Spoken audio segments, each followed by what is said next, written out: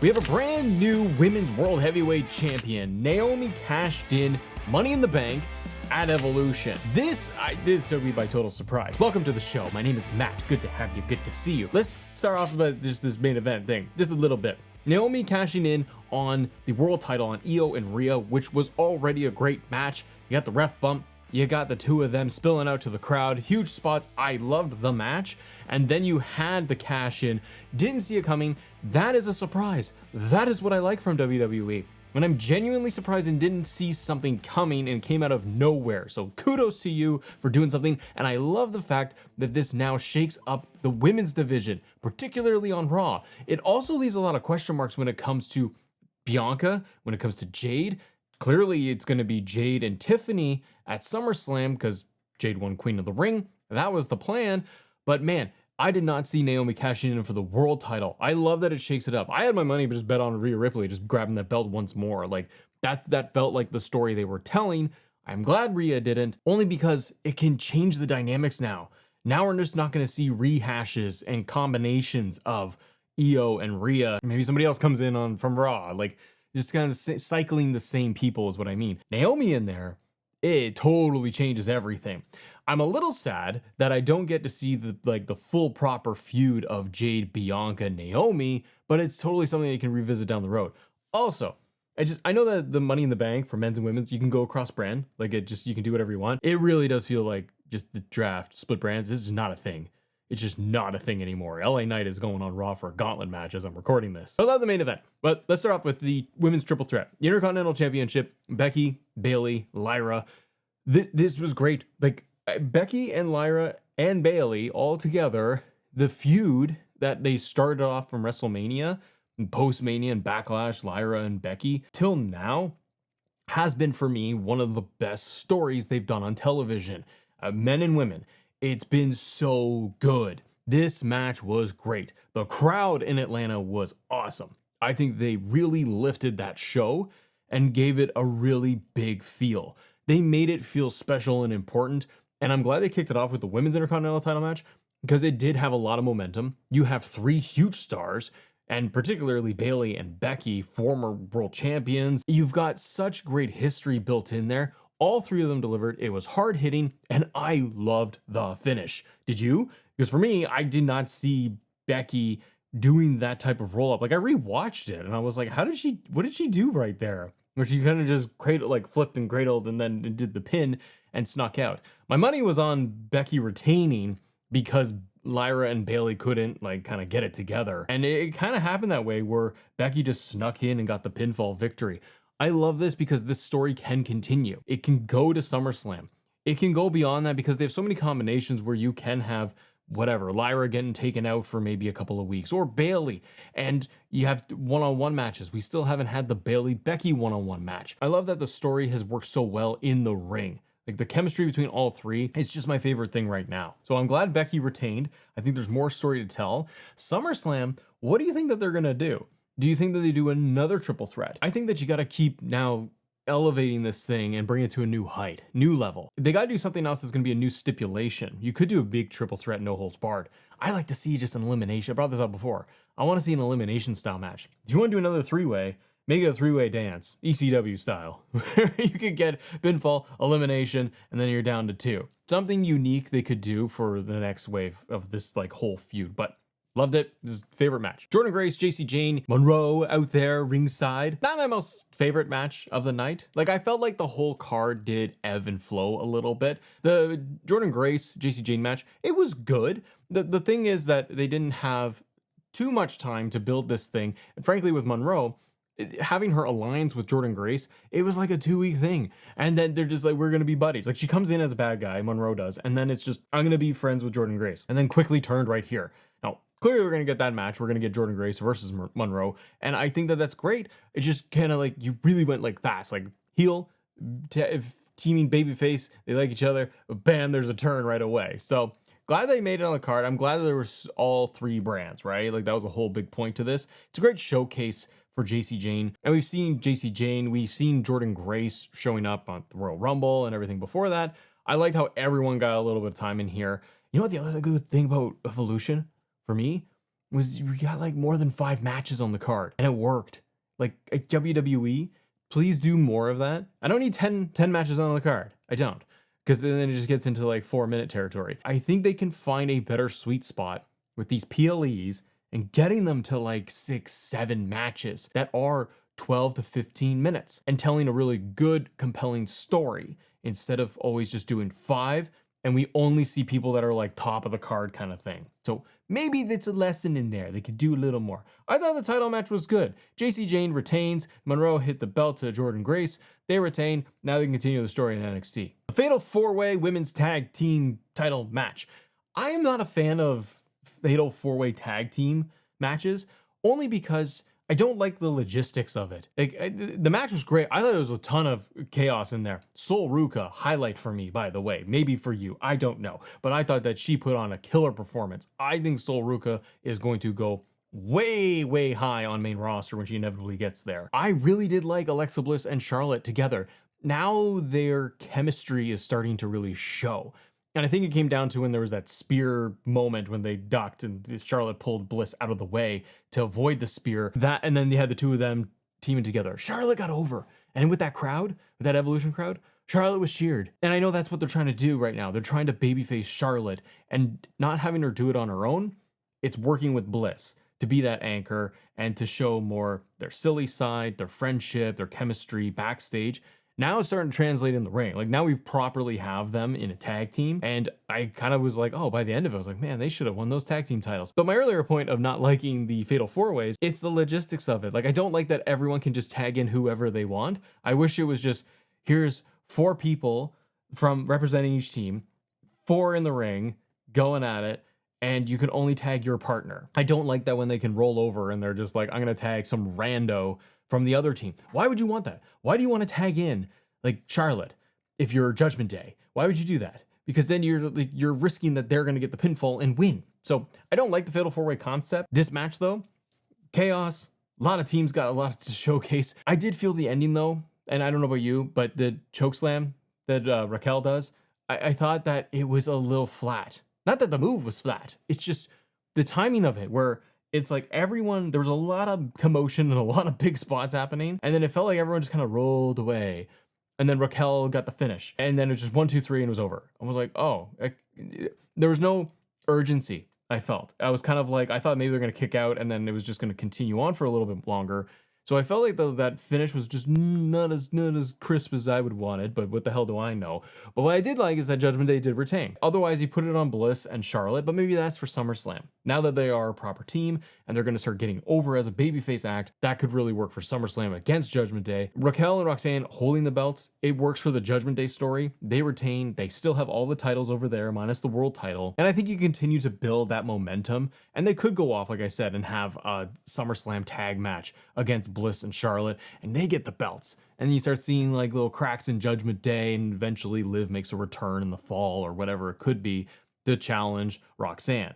But they can build now for a few months Raquel and Roxanne in that chemistry, because this was the first time they had their proper tag team match. So match was a lot of fun. I don't like Fatal 4-Ways. All right, Tiffany Stratton versus Trish Stratus. Stratus and Stratton going one-on-one for the WWE Women's Championship. One of my critiques for Evolution has been the lack of build. This was the lack of build. Was this a good match? Yes, it was. And I enjoyed this match. I like that Trish was still able to go. They pulled off a lot of good spots. Tiffany retains in this match, but it was no surprise. My critique for this match is that there was not much build. Like it just, Trish showed up on SmackDown because Tiffany says, come on down, and comes down the ramp and it's like, hey, would you like to have a shot at me? And it's like, oh my gosh, I'm so surprised that you would do this. And then off they go, they have a match. You could have built something for maybe a couple of weeks, and they didn't. And that's a lot of the case with Evolution as a whole, that the show was so well done. I enjoyed so much of it.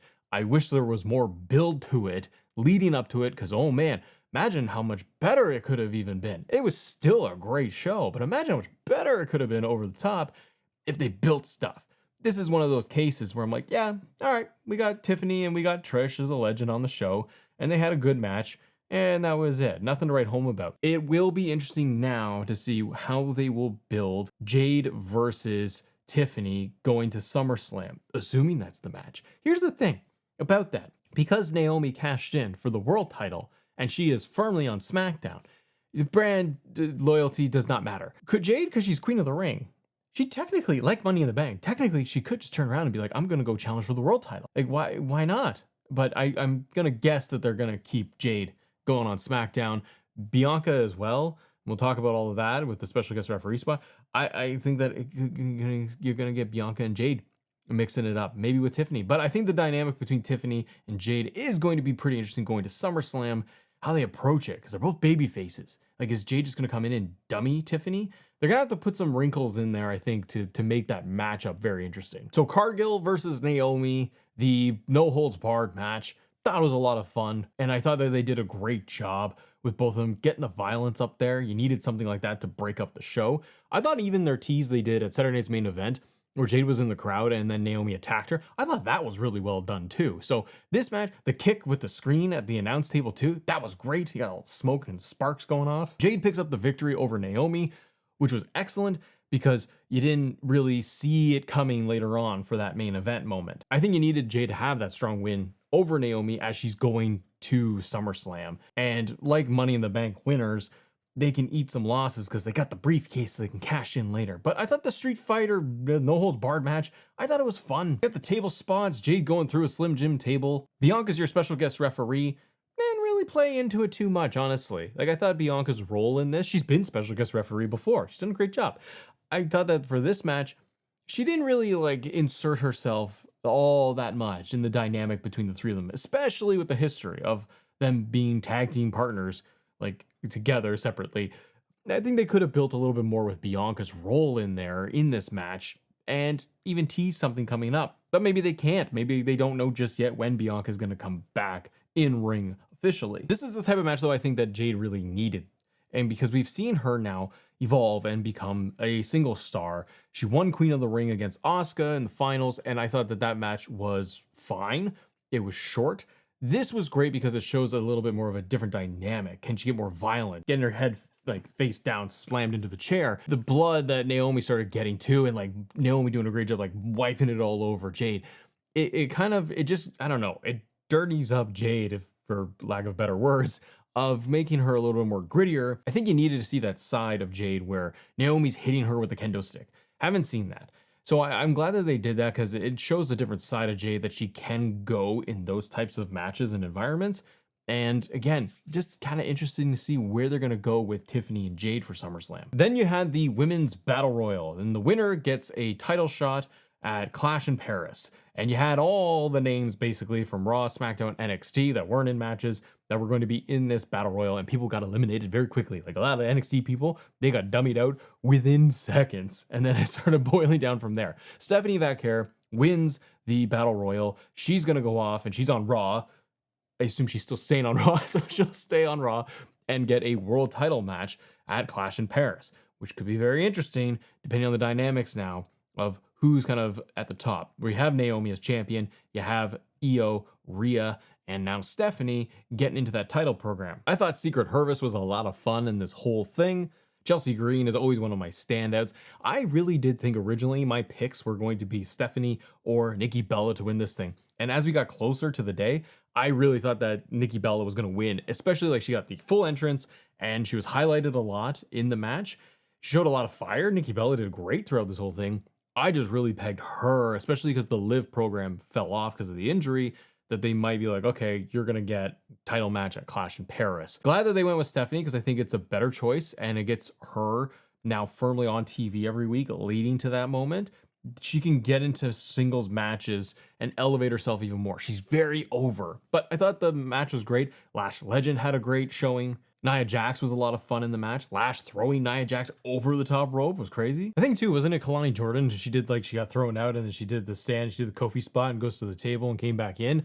I think that was a great showing too. So it was great to see such variety from all three brands. But I think Stephanie winning and going off to Clash in Paris, you're going to get a really cool one-on-one match. The question is, of course, is going to be who does Miss Vaquer go up against and do the fun move. By the way, Wade Barrett was hilarious on commentary when he was describing Devil's Kiss. Is going to be Naomi versus Stephanie, Rhea Ripley versus Stephanie if she gets the title. Like, we don't know how long Naomi's going to have this belt for. We could see a big shift, and they just kind of pivot a lot. Rhea versus Stephanie Vaquer, I think, is a great match that you want to see. Two baby faces, but Naomi versus Stephanie is very interesting. And ultimately what happens at SummerSlam for Naomi and how it all shakes up. So I love that she did win it. So let's talk about that main event match. Rhea Ripley versus Io Sky, World Heavyweight Championship on the line. Match was great. I found the beginning of it maybe a little slow and plotting, and then it started to really build, which is great because I do love matches like that. Sometimes I get worried that they're going way too slow. There's a lot of rest holds and it's not picking up the pace like I would want for a main event, but it certainly did. By the time you got to like the outside of the ring, it was going like crazy. So you had the referee do the ref bump, then it goes and spills to the outside. Maybe that's a critique for some people too, is like a referee in WWE gets hit and they're just gone for like 6 minutes. Like they're just unconscious, like nothing, they're gone. It's over. No other referee comes down. So it is whatever. You got to, suspend disbelief for the moment, but it's still a lot of fun. Going out around the arena, I thought the two of them put on a great performance. I like the spot that Io did the big splash to Rhea from like the top of the boxes and all that. That was nuts. They finally got back in the ring. I love how Io just like does little things where like, the step onto Rhea Ripley as she's going to go do the moonsaults, of course, but other things like just, there's like little kicks and like slaps that Io does to Rhea just throughout a match and just little moments and like, it's just small details where I'm kind of like, yeah, she's just kind of a jerk with stuff, but I love it. He just comes in and just kind of kicks you while you're down. So towards the end, Naomi comes down and they announce the cash in. A little clunky though, wasn't it? Because it looked like they rang the bell. They announced it. They're like, Naomi's cashing in this contract. And they went ding, ding, ding. Naomi grabs a briefcase like she's going to go and hit Io. And then she looks back again. And then they like announce. I thought I was dreaming. And I was like, did they just announce it again? And then they went ding, ding, ding. And then she hit her with the briefcase. But Naomi gets rid of Rhea Ripley super fast. Goes over to you, moonsault, and it's over. I don't think anybody had this on their bingo card that we were going to get Naomi to cash in tonight. And it makes the cash in situations on the men's and the women's, they split them up a lot now. Seth Rollins is injured, and we'll see how that plays out, whether it's a legit injury or not. But I would have kind of pegged that we would have two cash-ins at SummerSlam. Love that they did it here because it makes it very memorable. It was a shocker. I loved it. I actually watched it with my daughter for the ending, and she was like, she was surprised. She's a little girl, but she watches WWE with me, and she was all into it. That made my night too. But if you guys want to talk about Seth Rollins and the injury, he could be into the story now. It's all work, brother. But we're talking about the injury and the implications of it. We got a gauntlet match coming up on Raw too. So this is just my reacts to that and Goldberg retiring. Have a great day. See ya.